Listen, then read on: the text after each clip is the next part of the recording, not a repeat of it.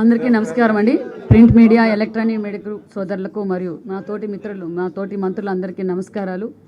ఈరోజు మన visionary leader, మన ముఖ్యమంత్రి గారు ఈరోజు తొలి సంతకాలు చేశారు. చాలా సంతోషంగా ఉంది. ఎందుకంటే ఆంధ్రప్రదేశ్కి మంచి రోజులు వచ్చాయని చెప్పాలి. ఎందుకంటే జగన్మోహన్ రెడ్డి గారు ఒక్క ఛాన్స్ అని చెప్పి నేను డిఎస్ఏ మెగా డిఎస్ఏ అని చెప్పారు. ఈ 5 సంవత్సరాలు నిజంగా తల్లిదండ్రులు ఎంతో ఇబ్బందులు పడి పిల్లలకి డిఏడ్ చేయించి దాంతోపాటు వాళ్ళ కోచింగ్లు ఇప్పించి లక్షల డబ్బులు. ఎందుకంటే ఏదో జగన్మోహన్ రెడ్డి గారు వచ్చేస్తే జాబ్ వస్తే జగన్ వస్తుందని చెప్పి 5 సంవత్సరాలుగా ప్రజలను మోసం చేసిన జగన్మోహన్ రెడ్డి గారు చూసాం. కానీ మా విజనరీ లీడర్ చంద్రబాబు నాయుడు గారు ఆంధ్రప్రదేశ్ని స్వర్ణాంధ్రప్రదేశ్గా మార్చాలి, పిల్లలకు ఉద్యోగ అవకాశాలు ఇవ్వాలని చెప్పి ఏదైతే మేము ఎన్నికల ప్రచారంలో మేము డిఎస్సి తొలి సంతకం అన్నారో నిరూపించుకున్న భారతదేశంలో మొదటి ముఖ్యమంత్రి ఎవరంటే చంద్రబాబు నాయుడు గారు అనే చెప్పాలి.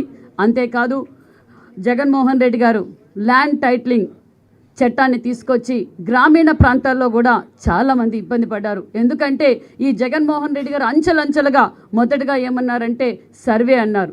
సర్వేలో ఏం చేశారు? సర్వే రాళ్ళు కూడా తను వేశారు. బ్రిటిష్ కాలంలో మనం సర్వే చేయించాం.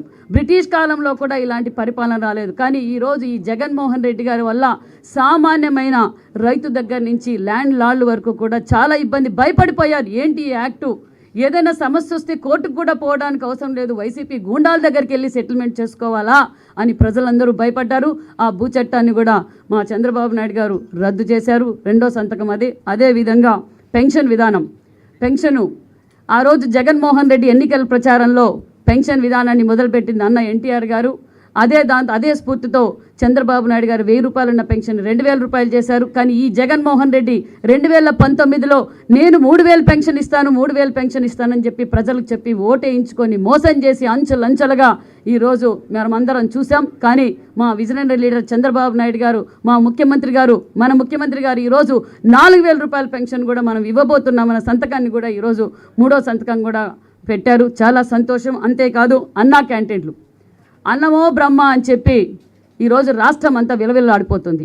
ఎందుకంటే జగన్మోహన్ రెడ్డి గారికి నిత్యావసర సరుకులు పెంచడం అయితే తెలుసు.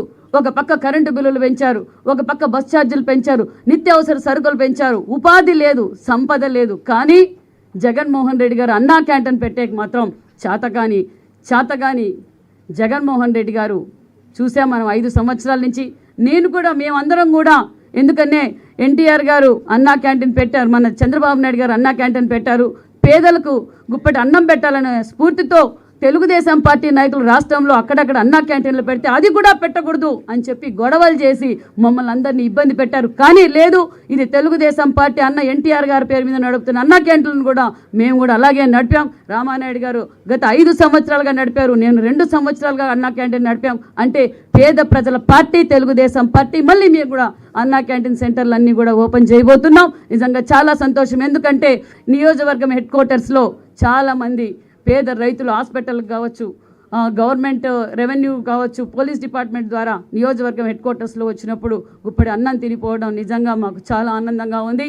అంతేకాదు ఇంకా స్కిల్ డెవలప్మెంట్స్, ఎందుకంటే స్కిల్ సెన్సెస్, ఎందుకంటే ఇది వచ్చింది అంటే మనకు పరిశ్రమలు రాబోతున్నాయి.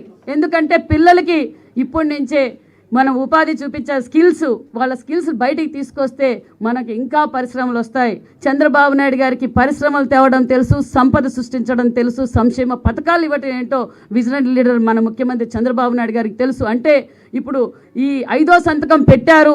స్కిల్ సెన్స్ మీద ఎందుకు పెట్టారు అంటే మరికొన్ని పరిశ్రమలు ఆంధ్రప్రదేశ్కి రాబోతున్నాయని శుభసూచకమని కూడా మీకు తెలియజేస్తున్నాం. అందరికీ నమస్కారం. ఆంధ్రప్రదేశ్కి మంచి రోజులు వస్తున్నాయనే విషయం అందరికీ తెలియజేస్తూ థ్యాంక్ యూ వెరీ మచ్. జై తెలుగుదేశం. చెప్పండి సార్ చెప్పండి. Okay, thank you very much.